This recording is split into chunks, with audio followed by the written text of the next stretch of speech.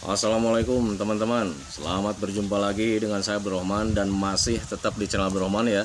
Dan masih tetap juga mengupas tentang seputaran gangguan asam lambung dan sensitif psikosomatis. Nah, di season kali ini saya akan share video tentang bagaimana cara melatih perasaan gitu teman-teman ya. Karena untuk orang-orang yang terkena gangguan asam lambung dan sensitif psikosomatis lebih dominan selalu merasakan perasaan tidak nyaman gitu teman-teman. Jadi perasaannya itu tidak nyaman setiap harinya. Nah itu teman-teman, dan ketika kalian ingin membenahi hal tersebut teman-teman ya, kalian itu butuh latihan. Nah sekarang bagaimana cara melatihnya? Nah makanya biar kalian bisa mengetahuinya, tolong tonton videonya sampai habis, jangan di skip biar kalian nanti mengerti, biar kalian nanti paham. Dan ketika mengerti dan paham, kalian bisa menanganinya dengan mudah. Nah itu teman-teman ya.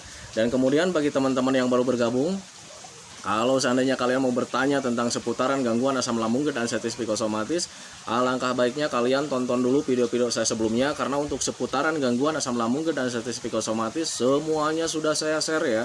Dari mulai cerita saya yang terkena gangguan asam lambung dan sensitif psikosomatis, kemudian merasakan 1001 macam sensasi yang sangat tidak nyaman, itu sudah di-share. Dan kemudian bagaimana cara menangani setiap sensasi yang hadir, itu juga sudah di-share. Nah makanya biar lebih jelas, biar lebih detail, alangkah baiknya kalian tonton dulu video-video saya sebelumnya.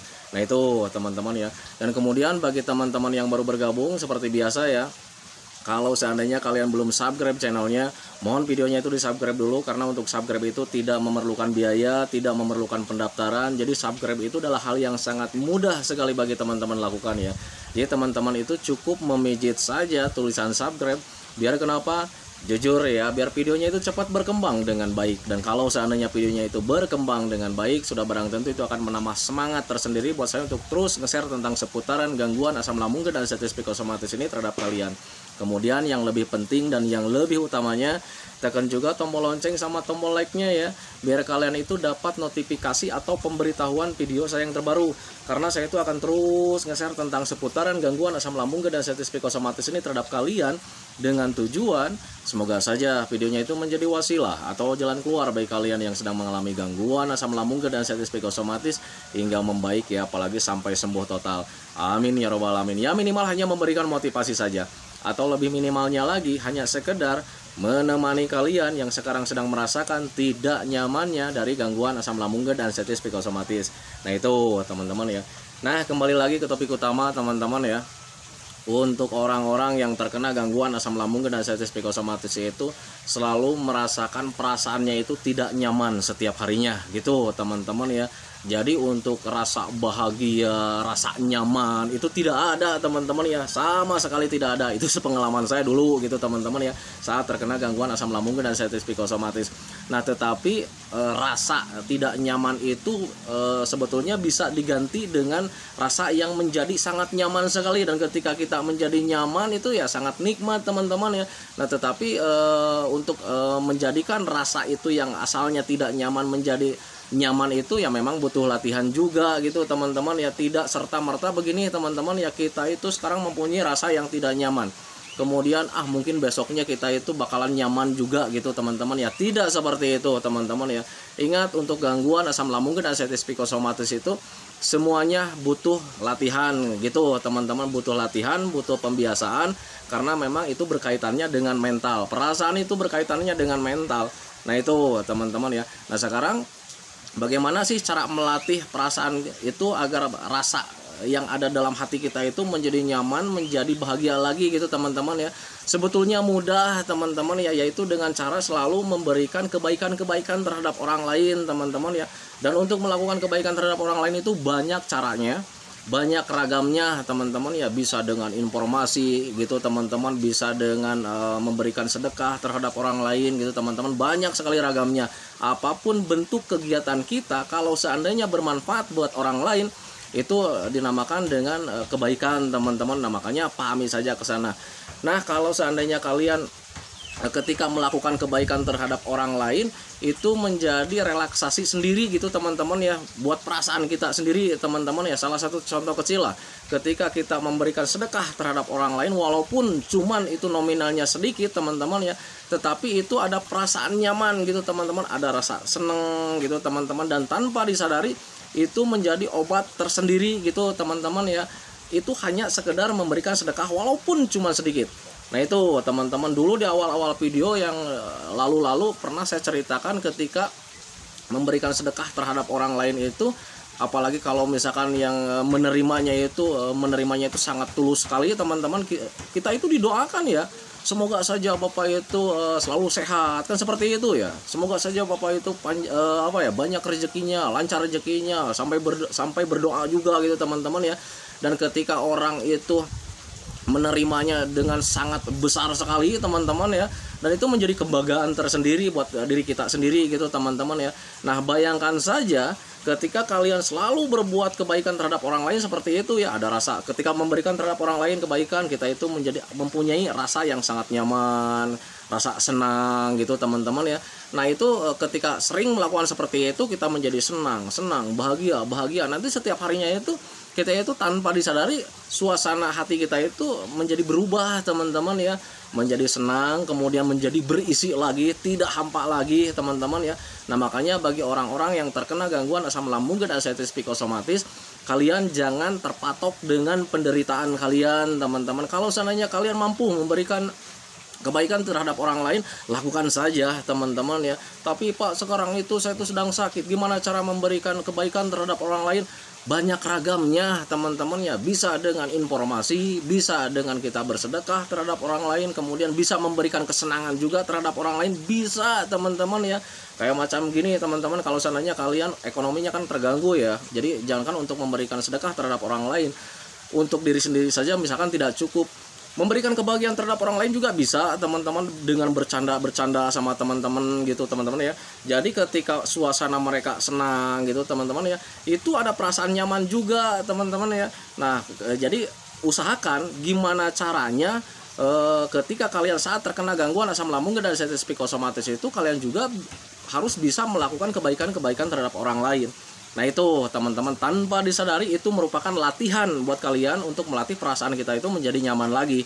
Nah itu teman-teman ya, berbeda ketika kita jarang melatihnya, jarang melatih perasaan itu ya, setiap hari itu perasaannya itu nggak nyaman teman-teman, apalagi dipicu dengan pemikiran-pemikiran yang selalu salah ya, selalu berpikir tentang penyakit, selalu berpikir tentang penderitaan ya, tambah gundah gulana hati kita gitu teman-teman ya. Nah tetapi berbeda ketika kita melakukan kebaikan-kebaikan terhadap orang lain, di situ ada nilai kebanggaan teman-teman ya, ada kebanggaan, kemudian ada kesenangan yang sulit diungkapkan dengan kata-kata. Nah itu teman-teman. Nah makanya bagi teman-teman yang penasaran, coba saja gitu teman-teman, karena untuk mencoba itu tidak ada ruginya teman-teman, apalagi itu kalau seandainya kalian mencobanya itu demi kebaikan dan kemudian jalannya juga jalan kebaikan, ya tidak jadi masalah menurut saya gitu teman-teman. Lakukan saja. Janji saya ketika kalian memberikan kebaikan terhadap orang lain, contoh kecil memberikan sedekah, walaupun misalkan sedekahnya itu tidak terlalu banyak teman-teman ya, itu ada kebanggaan tersendiri, ada rasa senang tersendiri gitu teman-teman. Ditambah lagi yang diberikan sedekahnya itu mendoakan kita teman-teman, jadi kayak macam gimana ya, plong perasaan gitu teman-teman ya, menjadi plong, senang gitu teman-teman, ada rasa bangga juga gitu teman-teman, bisa membantu orang lain. Nah itu teman-teman, itu menjadi relaksasi buat perasaan kita, itu bisa menjadi obat juga buat perasaan kita teman-teman. Jadi setiap harinya itu perasaan kita itu semakin membaik, apalagi kalau misalkan doa yang kita berikan sedekahnya itu atau diberikan bantuan itu misalkan didengar sama Allah Subhanahu wa taala. Kan biasanya berdoanya itu semoga saja Bapak sehat selalu kan gitu ya, semoga saja Bapak itu lancar rezekinya, semoga saja tergantikan dengan rezeki yang sangat besar. Kalau seandainya itu doanya itu didengar sama Allah, ya kita semakin beruntung teman-teman ya. Sehatnya iya kita teman-teman ya, tambah sehat karena dapat doa dari orang lain. Kemudian rezekinya tambah lancar karena dapat doa dari orang lain. Kemudian rezekinya juga menjadi sangat besar karena dapat doa dari orang lain. Nah itu teman-teman, makanya pahami saja ke sana.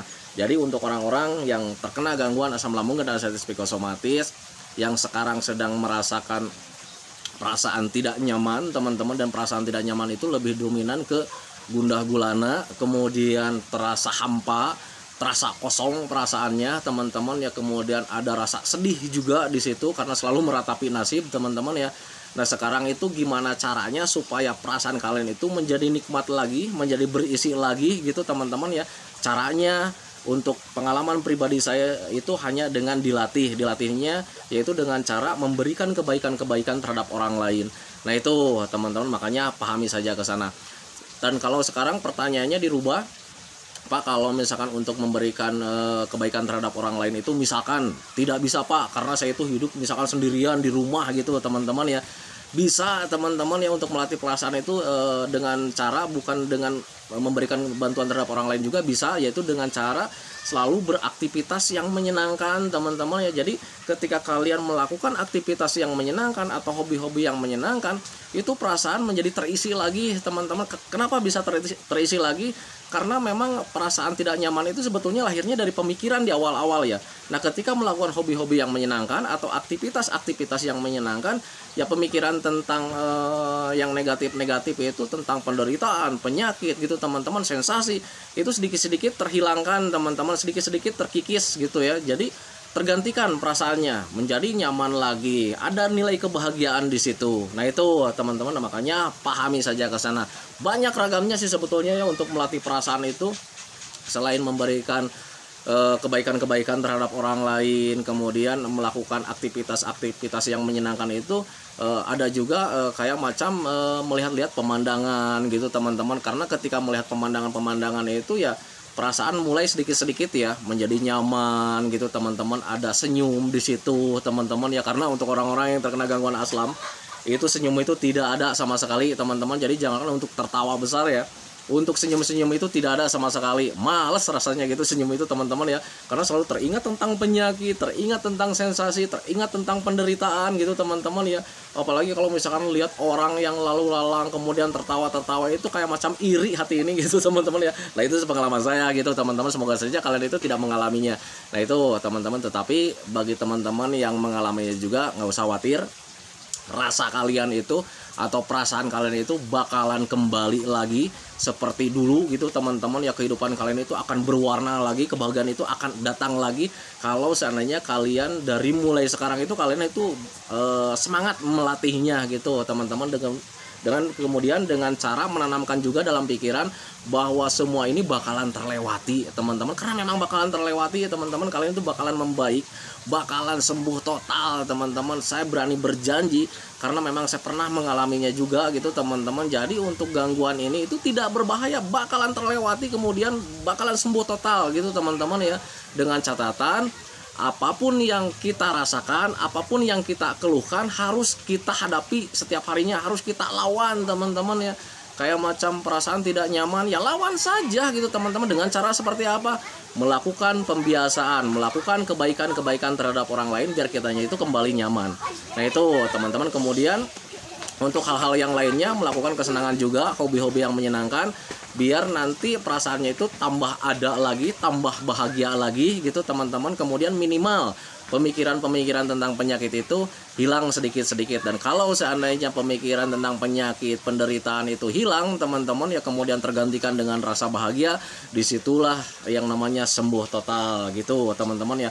Kesembuhan total itu ada ya, sudah mulai cuek ya, sudah mulai cuek, kemudian sensasi tidak ada lagi, bahagia lagi teman-teman ya, mau ngapa-ngapain tidak banyak mikir. Nah itu teman-teman, makanya pahami saja ke sana.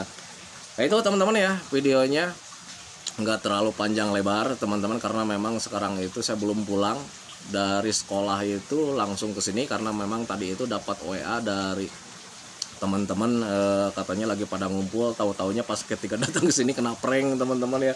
Belum pada datang, seorang pun nggak ada yang datang, tapi barusan udah ditelepon, lagi di jalan teman-teman. Jadi akan saya siap-siap dulu untuk melakukan hal kegiatan di hari ini gitu teman-teman ya. Nah makanya di season kali ini saya tidak akan panjang lebar gitu teman-teman ya, cuman hanya menyampaikan bagaimana cara melatih perasaan saja gitu teman-teman. Dan cara melatih perasaan itu sudah saya sampaikan tadi. Jadi pada intinya kalian itu mulai dari sekarang itu jangan terpatok dengan penderitaan, lakukan kebaikan-kebaikan terhadap orang lain. Gimana caranya kalian itu bisa melakukan kebaikan terhadap orang lain walaupun dengan keadaan seperti ini teman-teman ya. Dan ketika kalian melakukannya, itu ada perasaan senang, ada perasaan bangga juga, ada perasaan nikmat juga di situ teman-teman, yang sulit diungkapkan dengan kata-kata, dan itu menjadi obat tersendiri. Waktu itu, kejadian itu ketika memberikan terhadap orang lain itu memberikan kebaikan, ada rasa senang. Dan bayangkan saja kalau misalkan kalian melakukan kebaikan terhadap orang lain itu sesering mungkin, dan kalian juga akan mendapatkan perasaan senang sesering mungkin. Nah itu teman-teman, makanya pahami saja ke sana. Nah itu teman-teman ya videonya. Semoga saja videonya itu menjadi pencerahan buat kalian. Semoga saja videonya itu menjadi wawasan buat kalian. Semoga saja videonya itu ya hanya sekedar menemani kalian yang sekarang sedang merasakan tidak nikmatnya dari gangguan asam lambung dan sensitif psikosomatis, terutama yang masih mengalami gundah gulana atau perasaan yang tidak nyaman setiap harinya. Semoga saja menjadi lebih baik kalian itu ke depannya. Kemudian saya doakan kalian itu semoga saja cepat membaik lagi dari mulai medisnya, kemudian psikisnya, semoga saja cepat kembali lagi seperti dulu teman-teman, karena memang saya yakin kejadian atau keadaan kalian yang dulu itu sangat dirindukan sekali teman-teman. Kita itu rindu ya dengan keadaan yang dulu itu, kita itu yang dulunya bahagia, senang, setiap hari tertawa gitu teman-teman, hidup itu terasa berisi teman-teman ya. Kita rindu ke hal yang sana gitu teman-teman, dan janji saya kalian itu bakalan menikmati kehidupan kalian yang dulu juga gitu teman-teman, dengan catatan tetap menjaga 3P-nya, pola makannya dijaga, pola hidupnya dijaga, pola pikirnya dijaga, dan kemudian melakukan aktivitas-aktivitas yang menyenangkan. Janji saya kalian bakalan kembali lagi. Nah itu teman-teman ya. Nah sebelum saya akhiri videonya, seperti biasa teman-teman ya, saya minta doa sama teman-teman agar saya itu tetap sehat, kemudian tetap kuat, tetap ceria, agar masih bisa tetap menemani kalian. Dan saya juga tidak lupa selalu mendoakan sama teman-teman itu, semoga saja teman-teman itu cepat sembuh total gitu teman-teman, karena memang kesembuhan total itu hal yang paling dirindukan sekali. Nah itu teman-teman ya, saya hentikan videonya teman-teman ya. Assalamualaikum warahmatullahi wabarakatuh.